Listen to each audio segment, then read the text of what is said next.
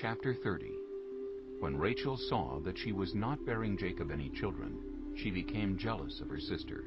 So she said to Jacob, "Give me children, or I'll die." Jacob became angry with her and said, "Am I in the place of God, who has kept you from having children?" Then she said, "Here is Bilhah, my servant. Sleep with her so that she can bear children for me, and I too can build a family through her." So she gave him her servant Bilhah as a wife. Jacob slept with her, and she became pregnant and bore him a son. Then Rachel said, "God has vindicated me. He has listened to my plea and given me a son." Because of this, she named him Dan. Rachel's servant Bilhah conceived again and bore Jacob a second son. Then Rachel said, "I have had a great struggle with my sister, and I have won." So she named him Naphtali. When Leah saw that she had stopped having children, she took her servant Zilpah and gave her to Jacob as a wife. Leah's servant Zilpah bore Jacob a son. Then Leah said, "What good fortune!" So she named him Gad. Leah's servant Zilpah bore Jacob a second son. Then Leah said, "How happy I am! The women will call me happy." So she named him Asher. During wheat harvest, Reuben went out into the fields and found some mandrake plants, which he brought to his mother Leah. Rachel said to Leah, "Please give me some of your son's mandrakes." but she said to her, "Wasn't it enough that you took away my husband? Will you take my son's mandrakes too?" "Very well. Rachel said. He can sleep with you tonight in return for your son's mandrakes." So when Jacob came in from the fields that evening, Leah went out to meet him. "You must sleep with me. She said. I have hired you with my son's mandrakes." So he slept with her that night. God listened to Leah, and she became pregnant and bore Jacob a fifth son. Then Leah said, "God has rewarded me for giving my servant to my husband." So she named him Issachar. Leah conceived again and bore Jacob a sixth son. Then Leah said, "God has presented me with a precious gift. This time my husband will treat me with honor, because I have borne him 6 sons." So she named him Zebulun. Some time later she gave birth to a daughter and named her Dinah. Then God remembered Rachel. He listened to her and enabled her to conceive. She became pregnant and gave birth to a son, and said, "God has taken away my disgrace." She named him Joseph, and said, "May the Lord add to me another son."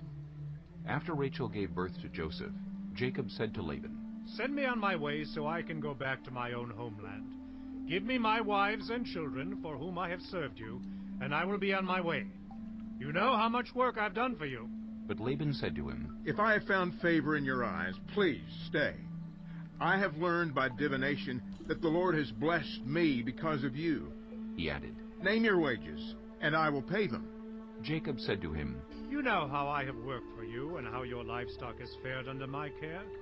The little you had before I came has increased greatly, and the Lord has blessed you wherever I have been. But now, when may I do something for my own household?"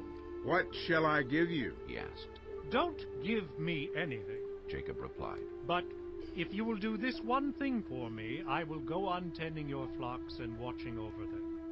Let me go through all your flocks today, and remove from them every speckled or spotted sheep, every dark-colored lamb, and every spotted or speckled goat.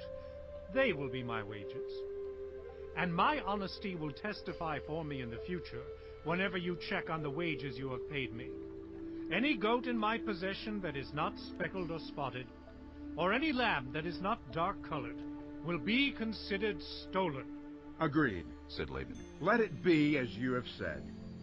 That same day he removed all the male goats that were streaked or spotted, and all the speckled or spotted female goats, all that had white on them, and all the dark-colored lambs, and he placed them in the care of his sons. Then he put a 3-day journey between himself and Jacob, while Jacob continued to tend the rest of Laban's flocks. Jacob, however, took fresh-cut branches from poplar, almond, and plane trees, and made white stripes on them by peeling the bark and exposing the white inner wood of the branches. Then he placed the peeled branches in all the watering troughs, so that they would be directly in front of the flocks when they came to drink. When the flocks were in heat and came to drink, they mated in front of the branches, and they bore young that were streaked or speckled or spotted. Jacob set apart the young of the flock by themselves, but made the rest face the streaked and dark-colored animals that belonged to Laban. Thus he made separate flocks for himself, and did not put them with Laban's animals. Whenever the stronger females were in heat, Jacob would place the branches in the troughs in front of the animals, so they would mate near the branches. But if the animals were weak, he would not place them there. So the weak animals went to Laban, and the strong ones to Jacob. In this way the man grew exceedingly prosperous, and came to own large flocks, and female and male servants, and camels and donkeys.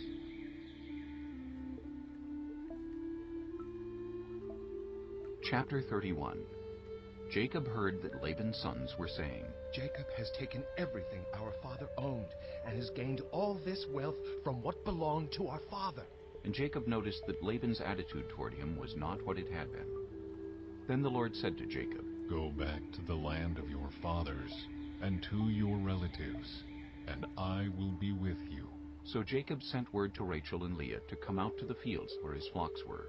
He said to them, I see that your father's attitude toward me is not what it was before, but the God of my father has been with me.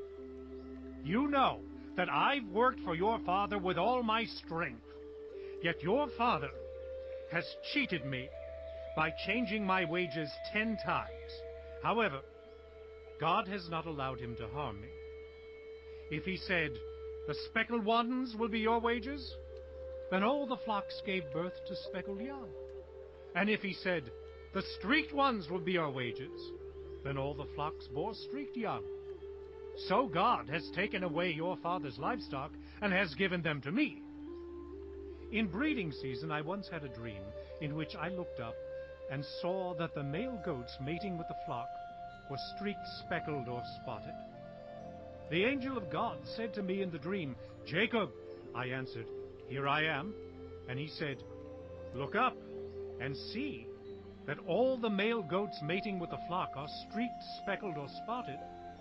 For I have seen all that Laban has been doing to you. I am the God of Bethel, where you anointed a pillar and where you made a vow to me. Now leave this land at once and go back to your native land.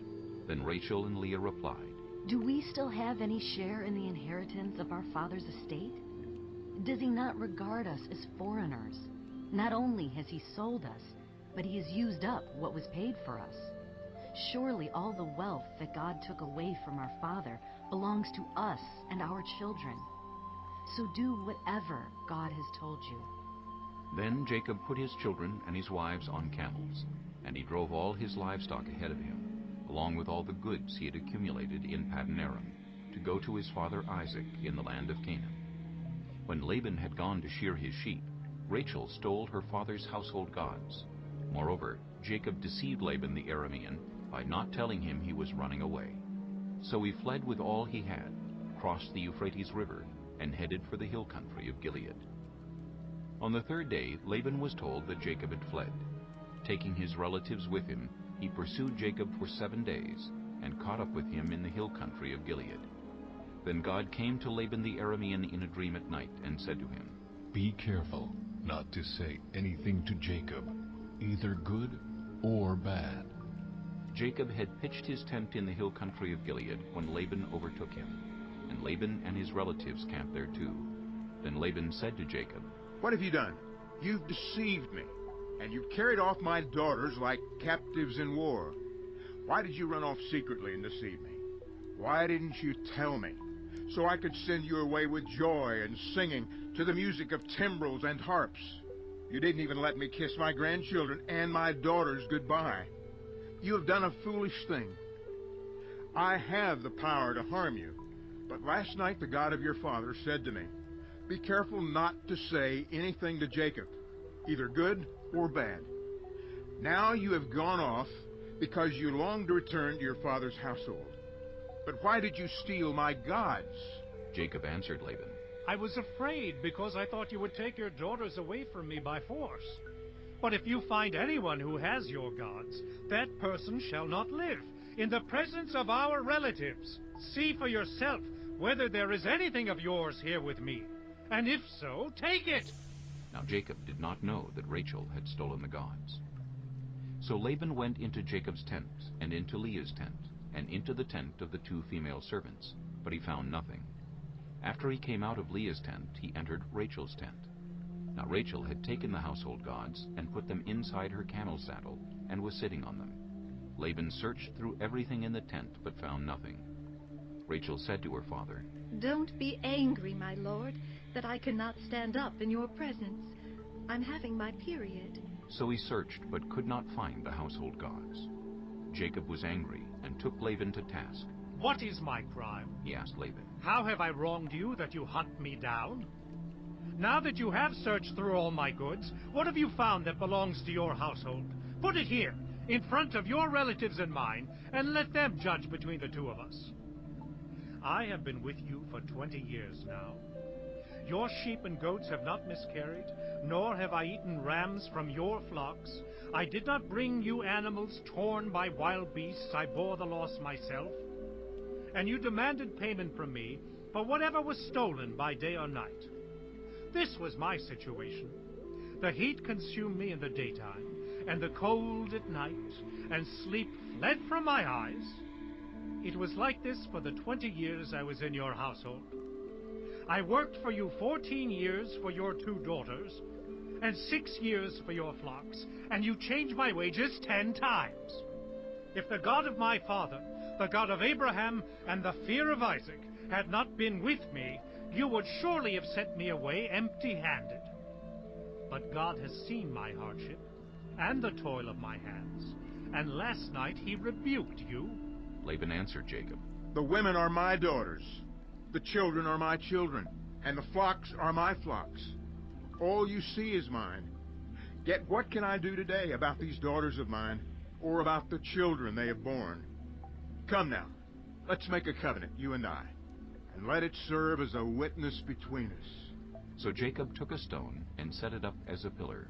He said to his relatives, Gather some stones. So they took stones and piled them in a heap, and they ate there by the heap. Laban called it Jegar-Sahadutha, and Jacob called it Gilead. Laban said, This heap is a witness between you and me today. That is why it was called Gilead. It was also called Mizpah, because he said, May the Lord keep watch between you and me when we are away from each other.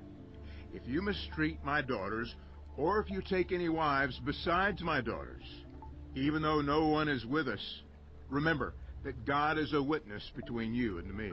Laban also said to Jacob, Here is this heap, and here is this pillar I've set up between you and me.